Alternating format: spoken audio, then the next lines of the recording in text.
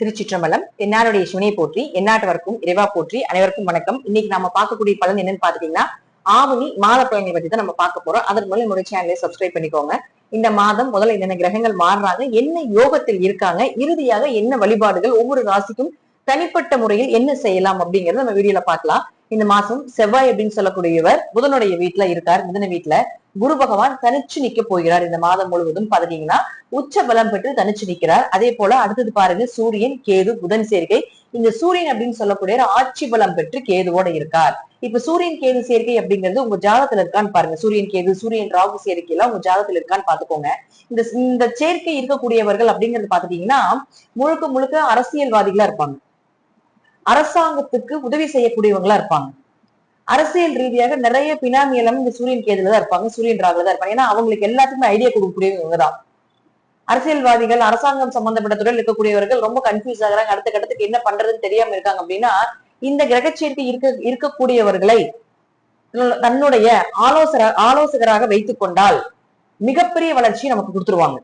So அப்பேற்பட்ட அறிவாளி, அப்பேற்பட்ட நுணுக்கங்களை கண்டறிந்து மற்றவர்களை வளர்த்தக்கூடியவர்கள் அப்படிங்கிறது எடுத்துக்கணும். ஆனா தன்னுடைய வாழ்க்கையில பித்திருதோஷம், அப்பா சொத்துக்கள், பூர்வீக சொத்துக்கள் அனுபவிக்க முடியாம போறது, தன்னுடைய சுய முயற்சியில எதுவுமே பண்ண முடியாம இருக்கிறது, இன்னொருத்தரை சார்ந்து வாழ்றது கூட பாத்துட்டீங்கன்னா இந்த சூரியன் கேது, சூரியன் ராகுதான். ஆனா அடுத்தவர்களை வைத்து அவர்களை வளர்த்தி நாம் வாழ்ந்து கொள்வதில் மிகப்பெரிய புத்திசாலி, தந்திரவாதி அப்படின்னு கூட நம்ம எடுத்துக்கலாம்.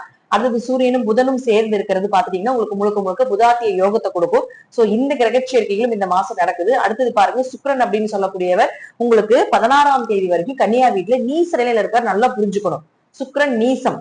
அப்போ அவர் தான் ஆடம்பரத்துக்கு சொந்தக்காரர். அடுத்தது பாத்துட்டீங்கன்னா துலாம் வீட்டுக்கு வரப்போகிறார். துலாம் அப்படிங்கிறது சுக்கிரன் இங்கேயும் ஆட்சி பலம் பெறுவார், இங்கேயும் ஆட்சி பலம் பெறுவார். ஆனா இங்க மூல திரிகோண வீடு ரொம்ப பவர்ஃபுல்லான இடம். நீங்க என்ன ராசியோட எடுத்துட்டு போங்க, என்ன லக்னமா வேணா எடுத்துட்டு போங்க, உங்க ஜாதகத்துல சுக்கிரன் இங்க இருக்காருன்னு பாருங்க. அப்படி இருந்துச்சுன்னு வச்சுக்கோங்களேன், மிகப்பெரிய பண வசதி எப்படி சம்பாரிச்சிருவீங்க, மிகப்பெரிய கோடீஸ்வரன் யோகத்தை கொடுத்தே தீரும். ஒரு குழந்தை இந்த இடத்துல பிறக்குது, இங்க இந்த மாதிரி கிரகச்சேர்க்கையில பிறக்குது, இந்த இடத்துல சுக்கிரன் இருக்கும்போது ஒரு குழந்தை பிறந்திருக்குது அப்படின்னா நீங்க எவ்வளவுதான் கீழ்நிலையில் இருந்தாலும் சரி, இந்த குழந்தை வளர வளர வளர வளர பாத்தீங்கன்னா மிகப்பெரிய லட்சுமி கடாட்சத்தை கொடுத்துரும். செல்வ செழிப்புக்கு குறைவே இருக்காது. லட்சுமி உங்க வீட்டுல இருக்காங்க அப்படிங்கிறத நம்ம எடுத்துக்கணும். அப்பேற்பட்ட ஒரு லட்சுமி கடாட்சம் கொண்ட ராசி துலா ராசி. அங்க சுக்கிரன் இருக்குது, இன்னும் யோகத்தை வாரி வாரி வழங்கும் அப்படிங்கறத எடுத்துக்கலாம். இந்த மாசம் இந்த 16ஆம் தேதிக்கு மேல பிறக்கக்கூடிய குழந்தைகளாக மிக அதிர்ஷ்டசாலிகளாக இருப்பாங்க. புதன் அப்படின்னு சொல்லக்கூடியவர் 21ஆம் தேதி வரைக்கும் பாத்துட்டீங்கன்னா சிம்மத்துல இருப்பார். 21ஆம் தேதி வரைக்கும் 21ஆம் தேதிக்கு மேல சொந்த வீடாக இருக்கக்கூடிய கன்னியா வீட்டுக்கு ஆட்சி உச்ச பலம் பெற்று வரப்போகிறார். இது அதை விட ஒரு ஜாக்பாட்டான யோகா. அப்ப இந்த மாசம் பாருங்க, சுக்கிரன் ஆட்சி, புதன் ஆட்சி உச்சம், சூரியன் ஆட்சி, அதே போல குரு பகவான் உச்சம், 2 கிரகங்கள் உச்சம், 3 கிரகங்கள் ஆட்சி பலம் பெற்று இருக்கு. சனி வக்கரகதியில இருக்காரு, ராகு கும்பத்துல இருக்கார், கேது போய் உங்களுக்கு சிம்மத்துல இருந்து சூரியனோடு இருக்கார். இந்த மாசம் எல்லாமே அரசியல்வாதிகளோட நிறைய நியூஸ் எல்லாம் நம்ம பார்ப்போம். நிறைய மேஜிக் எல்லாம் நடக்க போகுது அரசியல்ல. நம்ம தமிழ்நாடு ரீதியாக இருந்தாலும் சரி, உலக அளவில் இருந்தாலும் சரி, இந்த சூரியன் கேது சேர்க்கை இருக்கும்போது அரசியல்ல நிறைய மாற்றங்கள் வரும், நிறைய தடைகள் வரும்.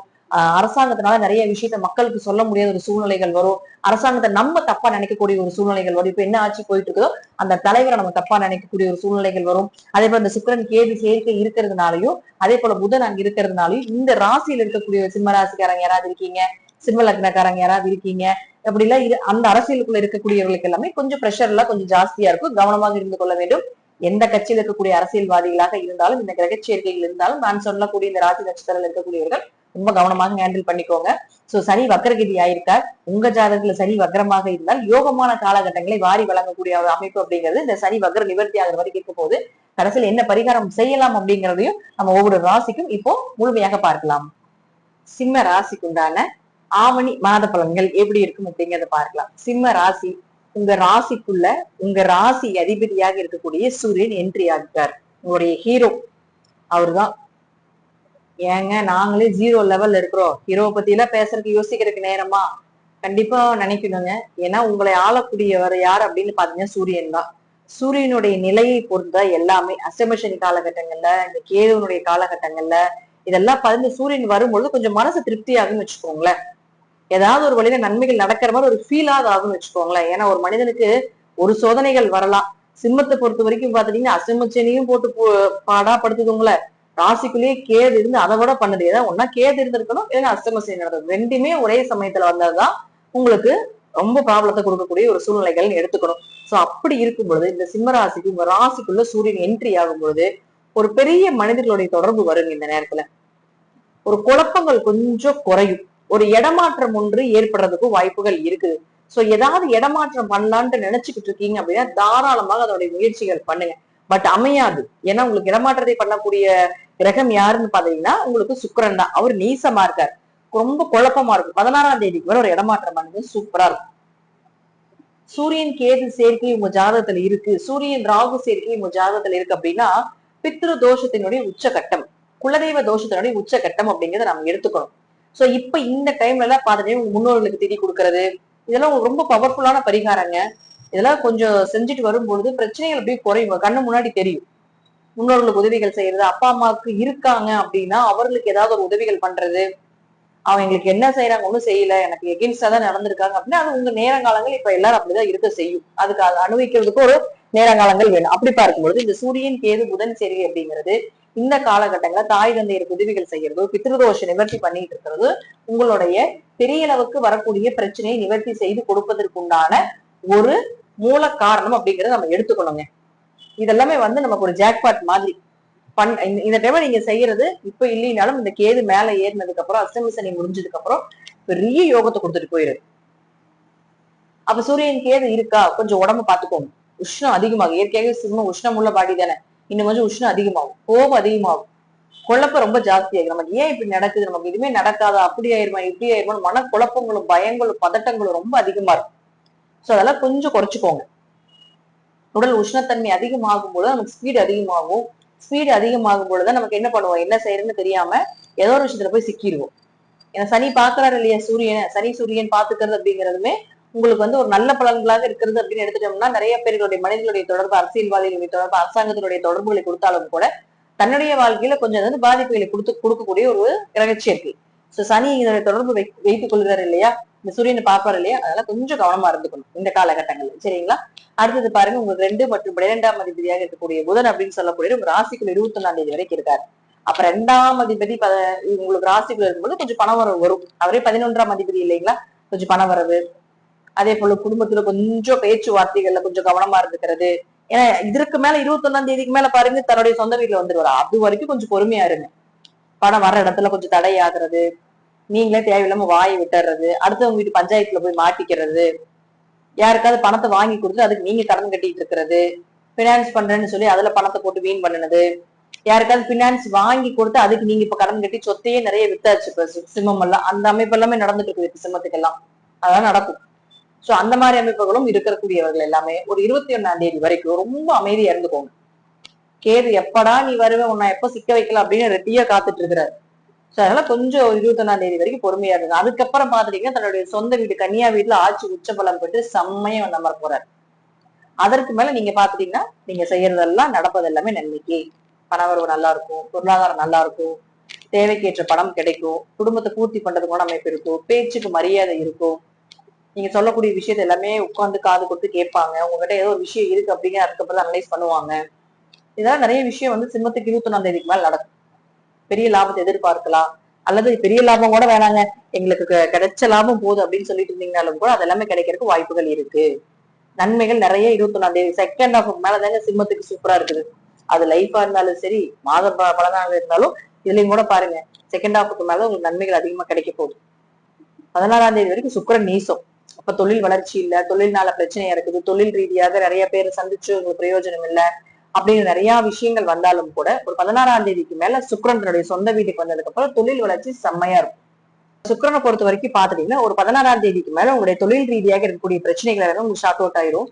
அதற்கு மேல உங்களுக்கு தொழில் நல்லா இருக்கும். அது வரைக்கும் கொஞ்சம் தொழில் ரீதியாக நமக்கு ஒரு புதிய நபர்களை பார்க்கறது, புதுசா இன்வெஸ்ட்மெண்ட் பண்றது, புதிய பேச்சுவார்த்தைகள், இதெல்லாம் இது எல்லாத்தையுமே கொஞ்சம் தவிர்த்துக் கொள்வது என்பது ரொம்ப நல்லது. ஏன்னா 16ஆம் தேதிக்கு மேல சக்சஸ் ஆகும் அப்படின்னா எந்த விஷயம் பண்றீங்க அப்படின்னாலும் அதை நீங்க கொஞ்சம் ஸ்கிப் பண்ணிட்டு ஒரு 16ஆம் தேதிக்கு மேல வைத்துக் கொள்வது என்பது ரொம்ப நல்லது, தொழில் ரீதியாக சொல்றேன். அடுத்தது பாருங்க, உங்களுக்கு சுக்கிரனை பொறுத்த வரைக்கும் சனி பார்வையில் இருக்கிறதுனால உங்களுக்கு எந்த தொழில் ரீதியாக ஒரு மைனஸ் இருக்கு, அங்க என்ன பிரச்சனை நடக்குது அப்படிங்கிறது சனி காட்டி கொடுத்துருவார் அப்படிங்கிற அமைப்புகளும் உண்டு. அடுத்தது செவ்வாயை பொறுத்த வரைக்கும் பாத்தீங்கன்னா 4 மற்றும் 9ஆம் அதிபதி இருக்கக்கூடிய வீடு அப்படின்னு பாத்தீங்கன்னா 11ஆம் வீட்டுல இருக்காரு. பொதுவாகவே செவ்வாய் 4 9 குடையவராக இருக்கிறதுனால அப்பா சொத்து அம்மா சொத்து உங்களுக்கு இப்ப கொஞ்சம் லாபங்கள் குறைவாக இருந்தாலும் கூட அப்பா அம்மா மூலமாக ஏதாவது உதவிகள் கிடைக்கிறது, அவங்க கிட்ட ஏதாவது பணம் கேட்டாலும் கிடைக்குது, ஏதாவது நல்லா இருக்கும். ஆரோக்கியம் நல்லா இருக்குங்க. வெளியூர் வெளிநாடு தொடர்புகள் எல்லாமே நிறைய கிடைக்கிறதுமான வாய்ப்புகளோட லாபத்தை பத்தி குறைவுகள் இல்லை. ஏதாவது ஒரு விஷயத்துல செவ்வாய் இங்க இருக்கிறதுனால உங்களுக்கு புதன் உங்களுக்கு கேதுவோடு இருந்தாலும் கூட செவ்வாய் மூலமாக சின்ன சின்ன லாபங்கள் வர்றது, ஏதாவது ஒரு வசதி வாய்ப்புகளை ஏற்படுத்தி கொடுப்பது, இது போல அமைப்புகள் நிச்சயமாக இந்த கிரகங்கள் உங்களுக்கு கொடுப்பாங்க. உங்க ஜாதகத்துல சனி வக்ரமான்னு பாருங்க. அப்படி சனி வக்ரமாக இருந்து விட்டால் முழுக்க முழுக்க முழுக்க யோகத்தை வாரி வழங்கக்கூடிய ஒரு காலம். பெரிய அளவுக்கு பாதிப்புகளை கொடுக்க மாட்டார். பட் இருப்பினும் ராசி அதிபதி கேதுவனுடைய பிடியில சிக்கி இருக்கிறதுனால கொஞ்சம் நீங்க என்ன பண்ணணும்னா டக்குனு பப்ளிசிட்டி பண்ணிடுவார். நல்ல விஷயமா இருந்தாலும் காட்டி கொடுத்துருவார், கெட்ட விஷயங்களாக இருந்தாலும் கொஞ்சம் காட்டி கொடுத்துருவார். பழக்க வழக்கங்களை கொஞ்சம் கவனமா இருந்துக்கோங்க. மைண்ட் மட்டும் கொஞ்சம் தெளிவா வச்சுக்கோங்க. என்ன பண்றீங்க, என்ன செய்றீங்க, எங்க போறீங்க, எங்க வர்றீங்க, அடுத்தது எதை நோக்கி உங்களுடைய பயணங்கள் இருக்கு அப்படிங்கறதுல கொஞ்சம் உங்களுடைய மைண்டை கிளியர் பண்ணிக்கோங்க. ஒரு முறைக்கு பல முறை யோசிச்சு போங்க, யோசிச்சு செய்யுங்க. முயற்சி ஸ்தானாதிபதியாக இருக்கக்கூடிய சுக்கிரன் அப்படின்னு சொல்லக்கூடிய பாத்தீங்கன்னா உங்களுக்கு நீசத்துல இருக்கிறதுனால ஒரு 16ஆம் தேதி வரைக்கும் எந்த விஷயமாக இருந்தாலும் யோசிச்சு பண்ணணும். அதே போல உங்களுக்கு 21ஆம் தேதிக்கு மேல புதன் ஆட்சி உச்ச பலம் பெற்றிருக்கிறதுனால உங்களுடைய பேச்சுக்கள் எல்லாமே 21ஆம் தேதிக்கு மேல வச்சுக்கோங்க. யார போய் பாக்குறீங்க, பேசுறீங்க, பிடிக்கிறீங்க, இது என்ன விஷயம் குடும்பமா இருந்தாலும் தொழிலாக இருந்தாலும் சரி, அப்பதான் உங்க பேச்சுக்கு மரியாதை இருக்கும். அதுக்கப்புறம் தான் பணம் வரும் அப்படிங்கிறது நிச்சயமா கிடைக்கும். சோ அதற்கப்புறம் நம்ம அதெல்லாமே செய்து கொள்வது ரொம்ப நல்லது. இருப்பினும் ராகுவும் உங்களுக்கு சூரியனை பார்க்கறதால உங்க ஜாதத்துல சூரியன் ராகு சூரியன் கேதெல்லாம் இருக்கு அப்படின்னா கொஞ்சம் பித்ருதோஷ நிவர்த்தி செய்து கொள்வதும், அதே போல திலகோமம் செய்து கொள்வதும், முன்னோர்களுக்கு உண்டான ஏதாவது உங்களுக்கு நீங்க பார்த்திருப்பீங்க இல்லையா ஜோதிடர்கிட்ட, அவங்க எல்லாம் ஏதாவது யாகங்களோ ஹோமங்களோ செய்ய சொன்னாங்களோ அல்லது வழிபாடுகள் கோவில் வழிபாடுகள் கொடுத்திருந்தாலும் அதை செய்து கொள்வது என்பது ரொம்ப சிறப்பான ஒரு அமைப்பை இந்த மாதம் ஆவணி மாதம் கொடுத்தே தீரும் அப்படிங்கிற அமைப்புகளும் உண்டு. பொதுவா ஆவணி அவிட்டத்துல போய் வழிபாடு செய்வது என்பது முருகனை வழிபாடு பண்ணிட்டு வர்றது ரொம்ப விசேஷம். சோ அதை கொஞ்சம் கடைபிடிங்க சிம்மராசி என்பர்கள். கொஞ்சம் லாபத்துக்கு குறைவில்லாம இருக்கும் அப்படிங்கிற அமைப்புகளும் உண்டு. சரி, சிம்ம ராசி என்ன வழிபாடு பண்ணலாம் இந்த மாசம் அப்படின்னு பாத்தீங்கன்னா சூரியன் வழிபாடு பண்றது நல்லது. சூரிய நமஸ்காரம் செய்வது நல்லது. இந்த மாதம் முழுவதும் சூரிய நமஸ்காரம் செய்வது நல்லது. அதாவது ஏதாவது ஒரு சிவன் ஆலயத்துல போய் நீங்க செம்பு பாத்திரம் இருக்கும் இல்லைங்களா, செம்பு பாத்திரம் கேள்விப்பட்டிருக்கீங்களா, அல்லது செம்பு சொம்பு கேள்விப்பட்டிருப்பீங்க இல்லையா, அதை தானம் பண்ணிருங்க. அது ரொம்ப விசேஷம்.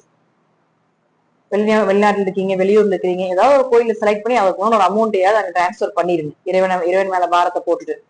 சோ இது மிகப்பெரிய ஒரு வளர்ச்சியை, பெரிய தடை தாமதத்தை உங்களுக்கு விலைக்கு கொடுக்கும் அப்படிங்கிற அமைப்புகளும் உண்டு. சூரிய நமஸ்காரம் பண்ணுவதும் தினமும் சூரியனுக்கு நீர், அதே செம்பு சொம்புல நீர் கொடுப்பதும் ரொம்ப விசேஷம். அதாவது நம்ம ஒரு சொம்புல நீங்க தண்ணி எடுத்துக்கோங்க. முழுசா இருக்கணும், அரைவாசியில இருக்கக்கூடாது, முழுமையாக இருக்கணும். சூரியனை பார்த்து கிழக்கு திசை, சூரியன் உதிக்கக்கூடிய திசை, நம்ம கிழக்கு திசையை நோக்கி நின்று இந்த சொம்புல இருக்கக்கூடிய தண்ணிய உங்க கை உயர்த்தி, நல்லா தலைக்கு மேல கையை உயர்த்தி அங்கிருந்து நீங்க அந்த தண்ணியை இப்படி தானம் பண்ணணும். இப்படி பண்ணும் பொழுது உங்களுக்கு அந்த சூரியனுடைய ஒளியும், அந்த சூரியனுக்கு நீங்க அபிஷேகம் பண்ண பலனும் கிடைக்கும். சோ இதுவும் மிகப்பெரிய ஒரு வழிபாடு, மிகப்பெரிய பரிகாரம். செய்து பாருங்க. அது இந்த மாதம் முழுவதும் தினமும் செய்வது நல்லது. இதெல்லாம் தொடர்ந்து பரிகாரம் பண்ணிக்கிட்டே வரும் பொழுதும், வழிபாடுகள் செய்து கொண்டே வரும் பொழுதும் நல்ல பலன்களை நிச்சயமாக கூடிய விரைவில் சிம்மராசி என்பவர்கள் பெறுவீங்க அப்படிங்கிறதுல மாற்றுக்கருத்துக்கு இடமே கிடையாது.